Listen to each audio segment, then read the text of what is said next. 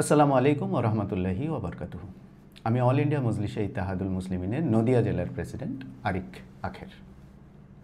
গত বৃহস্পতিবার একটা ঘটনা ঘটে দুর্গাপুরের গ্যামন এরিয়াতে। আপনারা সবাই ঘটনাটা দেখেছেন সোশ্যাল মিডিয়াতে, আমিও সোশ্যাল মিডিয়া থেকে দেখেছি। কালকে এটা টেলিগ্রাফেও এই প্রতিবেদনটা ছাপা হয়েছে। টেলিগ্রাফ রিপোর্ট করেছে ডিটেলে এই ঘটনা কী ঘটেছে। খুব সংক্ষেপে ঘটনাটা হলো, কিছু গরু ব্যবসায়ী, আমরা বাংলায় যাকে বলি গরুর ব্যাপারী, তারা বাঁকুড়ার একটা হাট থেকে কিছু গরু কিনে নিয়ে আসছিলেন।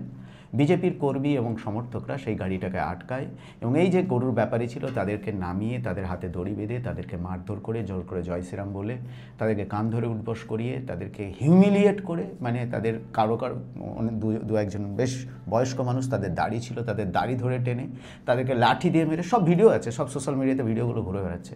তো এক কথায় অত্যন্ত হিউমিলিয়েট করে, অত্যাচার করে তাদের কাছ থেকে, পরে আমরা যেটা জানতে পারলাম 60,000 টাকা সেটাও ছিনতাই করে নিয়েছে, ফোনগুলো নিয়ে নিয়েছে।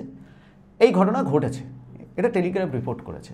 তো যাই হোক, এই ঘটনা যথেষ্ট শোরগোল ফেলার পর পাণ্ডবেশ্বরের যে তৃণমূলের বিধায়ক, তিনি যান ওই এলাকাতে, নীরেন্দ্রনাথ বাবু, উনি যান ওখানে এবং উনি দাবি করেন পুলিশের কাছে যে 24 ঘন্টার মধ্যে এদেরকে অ্যারেস্ট করতে হবে।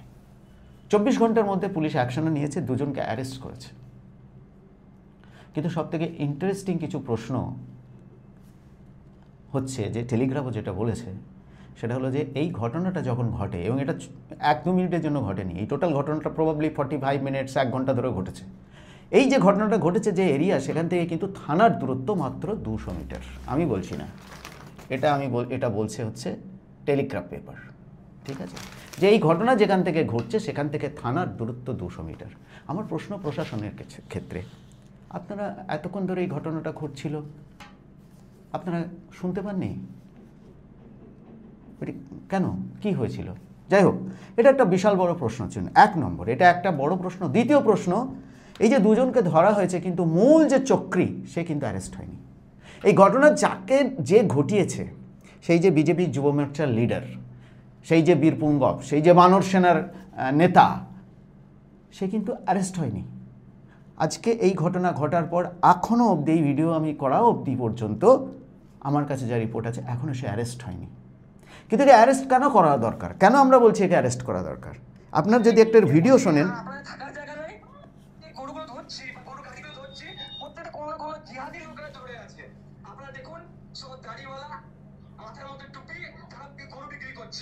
তাদেরকে বলছি এনআরসিতে শুরু হচ্ছে, এরপর থেকে আপনারা থাকার জায়গা নেই, এরপর গরু পাচার কিভাবে করবেন সেটা আমরা দেখে নেব। আপনারা এই ঘটনাটা ঘটার পরবর্তী ক্ষেত্রেই এ বলছে, এই রিপোর্ট এই কথাগুলো এ বলছে। প্রথম কথা হচ্ছে যে who the hell he is, ও কে, ওর এই অডাসিটি কোথায় থেকে আসে যে কে গরু ব্যবসায়ী করছে, কে গরু পাচার করছে সেটা চেক করার। আর পুরোপুরি মিথ্যে কথা বলছে। টেলিগ্রাফ রিপোর্ট করেছে ওদের কাছে সমস্ত প্রয়োজনীয় ডকুমেন্টেশন ছিল, যে কোন হাট থেকে কিনেছে, কি গরু কিনেছে, কত টাকায় কিনেছে, এই প্রত্যেকটা নেসেসারি যেগুলো ডকুমেন্টেশন হয় প্রত্যেকটা পুরোপুরি মিথ্যে কথা বলছে। আমরা জানি না কেন মিথ্যে কথা বলছে। কিন্তু সবথেকে আপত্তিজনক কথা যেটা ও বলছে, যে বলছে এরা প্রত্যেকে জেহাদি, মানে যার দাড়ি আছে, যার টুপি আছে, তারা জেহাদি। এবং ও আরও যেটা বলছে যে এদেরকে আমি আবারও এইভাবে আটকাবো, এবার দেখে নেবো কী করে এরা গরু ব্যবসা করে, গরু পাচার করে। এটা আমরা তো সবাই জানি, আমরা একটা যে দেশে বাস করি, এই দেশের 5000 ইয়ার্স, 5000 বছরের পুরনো হচ্ছে এই পশুপালনের যে উপজীবিকা মানুষের, বা ক্যাটল ফার্মিং, এটা প্রায় 5000 ইয়ার্স ওল্ড, বা তার বেশি হবে হয়তো, আমি জানি না, আই মাইট বি রং। কিন্তু খুব পুরনো একটা মানুষের জীবিকা নির্বাহের রাস্তা হচ্ছে এই গরু, ছাগল, এই সমস্ত ক্যাটল ফার্মিং। আমি গ্রামের ছেলে, আমি জানি গ্রামের মানুষের অর্থনীতির একটা বিশাল জায়গা কিন্তু জুড়ে আছে এই ক্যাটল ফার্মিং। তারা গরু, মোষ এগুলো বিক্রি করে কিন্তু যথেষ্ট ক্যাশ টাকা যেটা পায়, মানে নগদ টাকার যে তাদের মানে আমদানি বা ইনকাম হয়, সেটা এই। তাহলে বিজেপি কি করতে চাইছে? গরিব মানুষের পেটে লাথি মারতে, গরিব মানুষের পেটে লাথি মারা ছাড়া তো আর কিছু নয় এটা।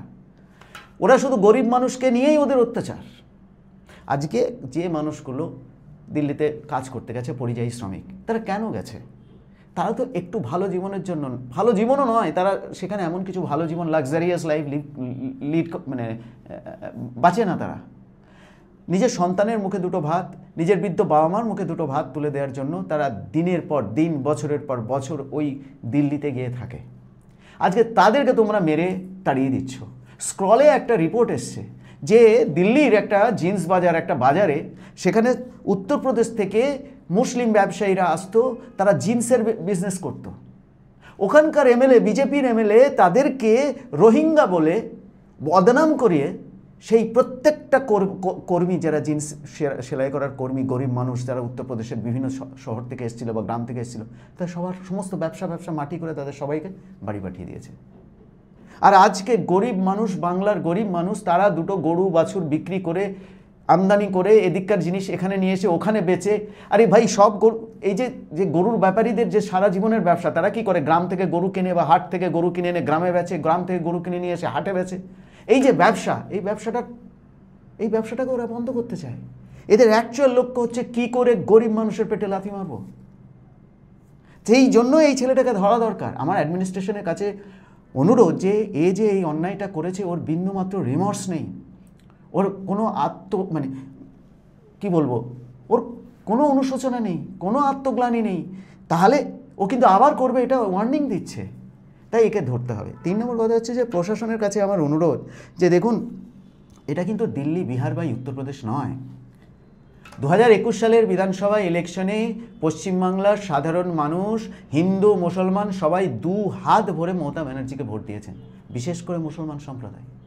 আজকে মুর্শিদাবাদের ইতিহাসে সবথেকে বেশি সিট একক পার্টি হিসেবে তৃণমূল 2021 সালে পেয়েছে। প্রায় 19খানা সিট পেয়েছে মুর্শিদাবাদ জেলাতে। এই সাফল্য কিন্তু কোনো রাজনৈতিক দলের হাতে নেই, এর আগে হয়নি এই রকম সাফল্য। শুধু তাই নয়, নদিয়া জেলায় কৃষ্ণনগর লোকসভাতে, যেটা আমার এরিয়া, সেখানে 46.5% মুসলিম ভোট, সেখানেও প্রায় সমস্ত বিধানসভাতেই তৃণমূল পার্টি কিন্তু বিজয়ী হয়েছে। আমার কথা এটা দিয়ে আমি এটা বলতে চাইছি যে মুসলমানরা কিন্তু মমতা ব্যানার্জিকে 2 হাত ভরে এই কারণে ভোট দিয়েছে যে তারা বিজেপি এই ক্ষমতায় আসলে এই ধরনের ঘটনা করবে, তারা নিশ্চিত।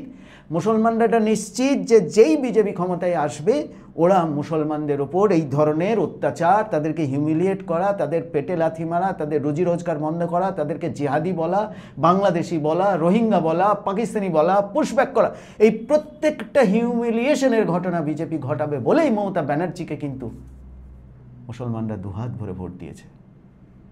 তাই আমার অনুরোধ যে মুসলমানরা কিন্তু, গ্রাম বাংলার মুসলমানরা কিন্তু আজকে যথেষ্ট শঙ্কিত। শুধু গ্রাম বাংলার মুসলমানরা নয়, সাধারণ মানুষ থেকে শুরু করে আমাদের মতো সবাই কিন্তু আমরা আজকে শঙ্কিত যে এই পারিজাত গাঙ্গুলির মতো বীরপুঙ্গবরা যদি রাস্তায় আনচেকড ঘুরে বেড়ায়, তাহলে সাধারণ মানুষ কিন্তু ত্রস্ত হয়ে থাকবে। আর এই প্রশাসনের যে ওপর যে কনফিডেন্স, যে বিশ্বাস, যে আত্মবিশ্বাস, সেটা কিন্তু আজ শ্যাটার্ড। সাধারণ মানুষ কিন্তু আজকে তাকিয়ে আছে অ্যাডমিনিস্ট্রেশনের দিকে যে কখন পারিজাত গাঙ্গুলি অ্যারেস্ট হবে। এটা শুধু আমার ডিমান্ড নয়, আজ বাংলার প্রত্যেকটা ঘরে ঘরে প্রত্যেকটা সাধারণ মানুষের ডিমান্ড যে এই বীরপুঙ্গব, যে একটা 70 বছরেরও বেশি বৃদ্ধ মানুষের মাথায় মেরে তার গাকে রক্তাক্ত করে দিয়েছে, সে অ্যারেস্ট হোক। তাই আমারও নিবেদন, প্রশাসনের কাছে অনুরোধ, আপনারা একে as early as possible arrest করুন। আসসালামু আলাইকুম।